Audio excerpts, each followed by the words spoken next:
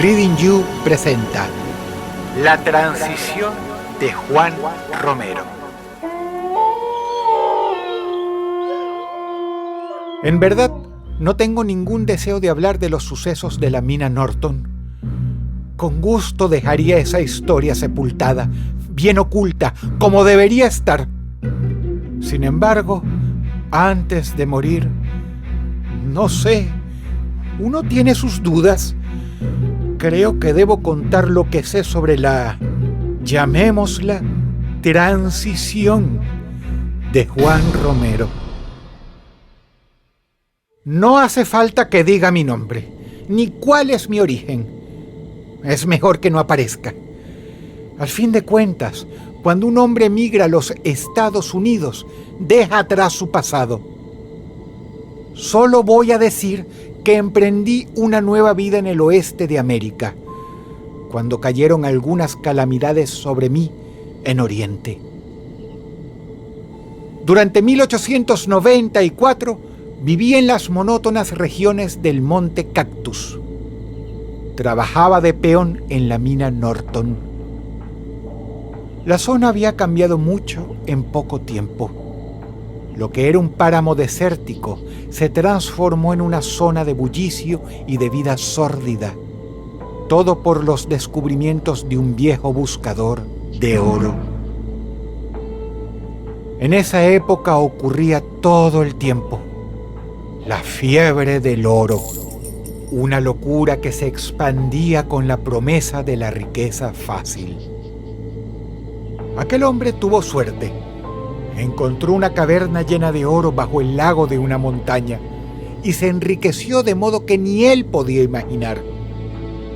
Ahora el terreno estaba lleno de máquinas de perforación. Habían descubierto nuevas grutas y tenía un ejército de mineros trabajando día y noche entre esas galerías rocosas. Un tal Mr. Arthur hablaba siempre de lo singular que eran esas rocas, las formaciones geológicas locales, y especulaba sobre una cadena de cuevas inmensa de vital importancia para la minería.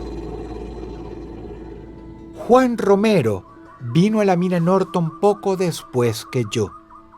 Era mexicano y tenía algo llamativo, un carácter distinto al común de los mineros, algo que incluso me recordaba a Oriente. Cierto misterio, como cuando lo veía de madrugada, concentrado, contemplando fascinado la salida del sol, con los brazos extendidos hacia el mundo, como ejecutando algún rito. Supe que lo habían encontrado de niño en una choza muy vieja. Había sido el único sobreviviente de una epidemia, una peste que se propagó mortalmente en la zona. Cerca de la choza, en la fisura de unas rocas, dieron con dos esqueletos que ya estaban limpios por los buitres. Posiblemente eran sus padres. Nadie recordaba cómo se llamaban. Al chico lo tomó un hombre bajo su cuidado y le dio ese nombre: Juan. Juan Romero me tenía afecto. Sin dudas, esto se debió a un anillo que yo usaba. Un anillo viejo, hindú, bastante raro, que no recuerdo cómo llegó a mis manos. Era lo último que me conectaba con mi vida en Oriente. A Juan le había llamado mucho la atención.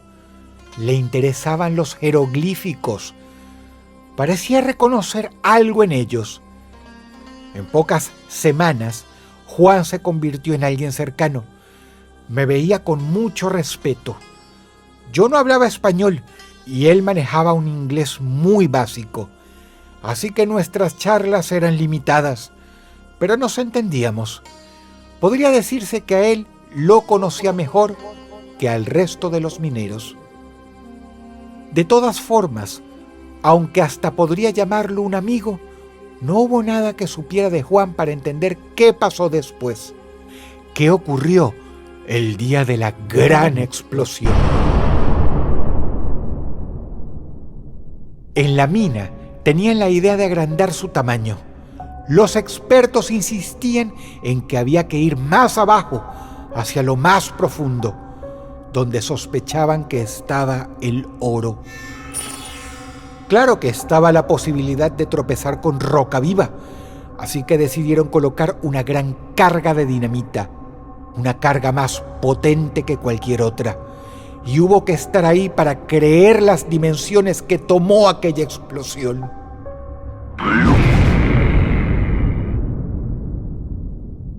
Fue algo tan demencial que estremeció a toda la montaña. Las ventanas de los barracones estallaron a causa de la sacudida y los mineros que trabajaban más cerca cayeron derribados. El lago Jewel, ubicado justo arriba de la explosión, se encrespó como si hubiese una tempestad. La inspección reveló que se había abierto un abismo justo bajo el punto dinamitado. Un abismo tan grande que no se pudo medir con ninguna cuerda ni iluminar con ninguna lámpara. Todos estaban desconcertados.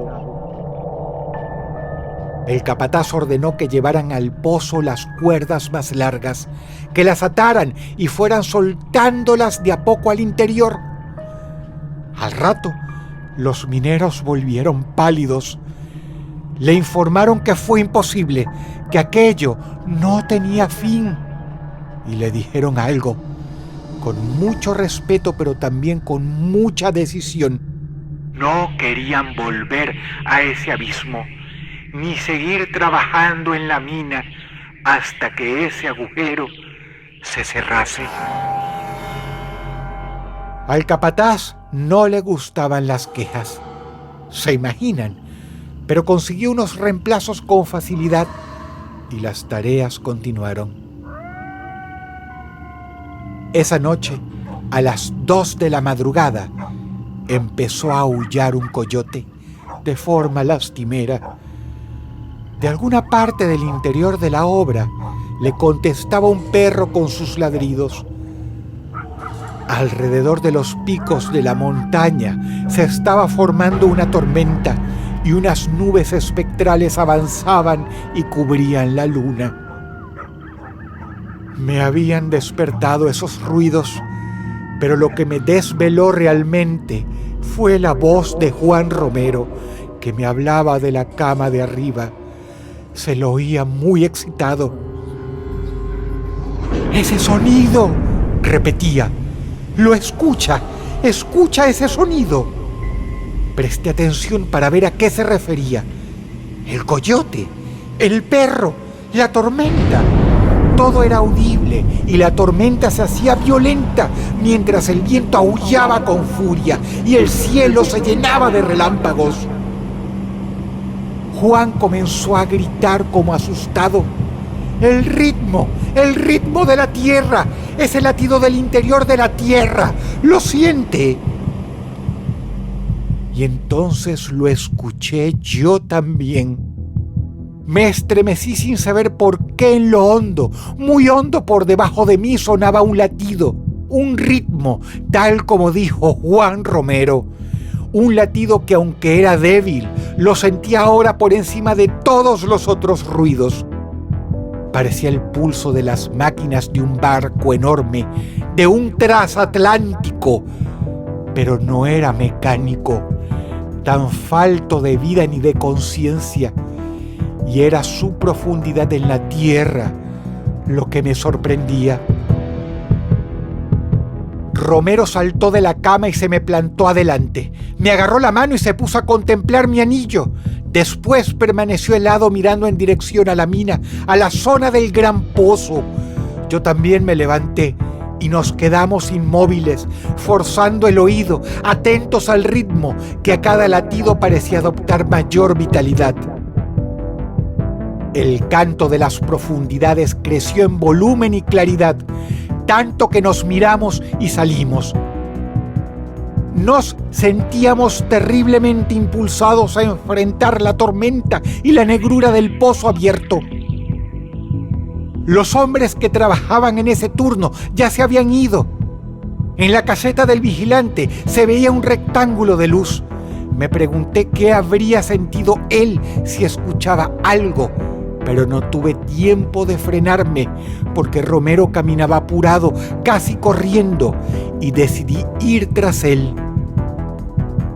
Al acercarnos al pozo, los sonidos que venían de abajo se hicieron muy complejos. Sonaban como alguna ceremonia oriental, con tambores y ecos de voces fantasmagóricas. Con Romero nos internábamos por las galerías y escaleras, siempre en dirección a aquello que nos llamaba. Hubo un momento en que pensé volverme loco, cuando noté que encontrábamos iluminado el camino, siendo que no había lámparas ni velas. Lo que brillaba con un resplandor misterioso era mi anillo. Emanaba una luz pálida en ese ambiente húmedo, pesado y tenebroso. El efecto de esos sonidos fue mayor en Juan. Después de bajar por una escalera de mano, empezó a correr hacia ellos y me dejó solo. Con un grito salvaje se adentró en la oscuridad de la caverna. Oía sus gritos mientras tropezaba con cosas y bajaba como loco por las escaleras. Yo estaba asustado, pero traté de no ser impulsivo. Traté de pensar. Escuché los sonidos nuevamente, con atención. Unos vocablos ásperos, polisilábicos, habían reemplazado su mezcla de inglés y español.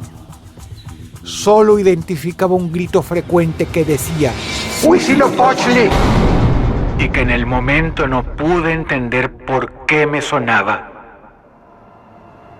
Lo peor de la noche fue breve. Duró un instante y ocurrió cuando llegué a la última caverna. De la oscuridad que tenía delante surgió un alarido final de Romero, un grito que solo podía emitir alguien al perder su vida. Pareció como si todos los temores de la tierra se juntaran para aniquilarme.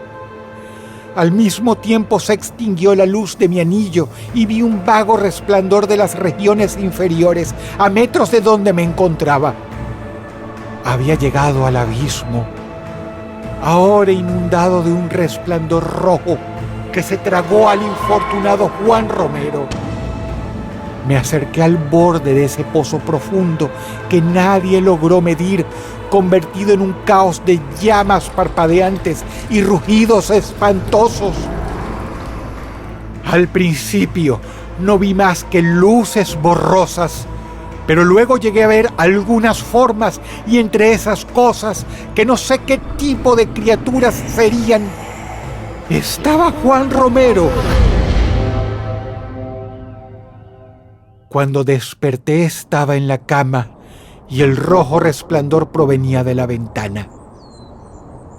El cuerpo sin vida de Juan Romero estaba sobre una mesa, rodeado del médico y de otros hombres. Comentaban la extraña muerte del mexicano mientras dormía. La autopsia no reveló nada extraño, ninguna causa por la que Juan no debiera estar vivo. Por la conversación, ni Juan ni yo salimos nunca de las barrancas, ni despertamos durante la espantosa tormenta de los montes Cactus. Una tormenta tan intensa que provocó grandes derrumbes y el abismo del pozo había quedado tapado. Cuando le pregunté al vigilante nocturno, solo dijo que había oído a un perro, a un coyote y el zumbido del viento. El capataz le pidió a los hombres que hicieran una inspección, que revisaran la zona en la que había aparecido el abismo. Primero se negaron. Ninguno quería ir, pero tuvieron alguna negociación y cedieron. El resultado fue curioso. El techo del vacío no era nada grueso, ni mucho menos.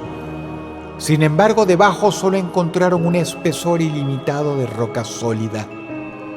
El superintendente mandó a olvidar el asunto, pero todos quedaron perplejos.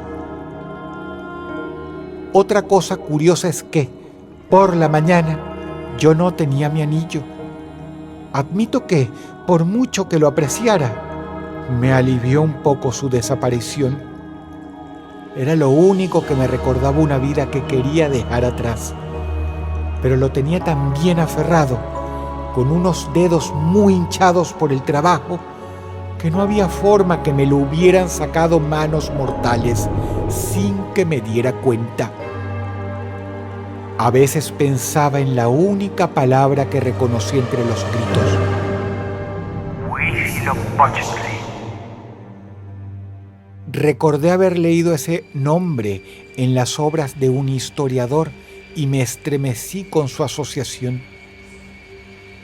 Unos compañeros de la mina me hablaron un poco de un dios de los mexicas, el dios del sol y de la guerra. No les entendía muy bien y creo que me tomaban en broma. Trataban de impresionarme con la descripción de unos rituales salvajes y sacrificios humanos. Mi opinión sobre lo ocurrido varía según el momento. De día y en buena parte del año me inclino a pensar que todo fue un sueño. Otras veces, de madrugada, cuando los animales aúllan lastimeramente y creo sentir nuevamente los latidos de la profundidad, no tengo dudas de que la transición de Juan Romero fue real y espeluznante.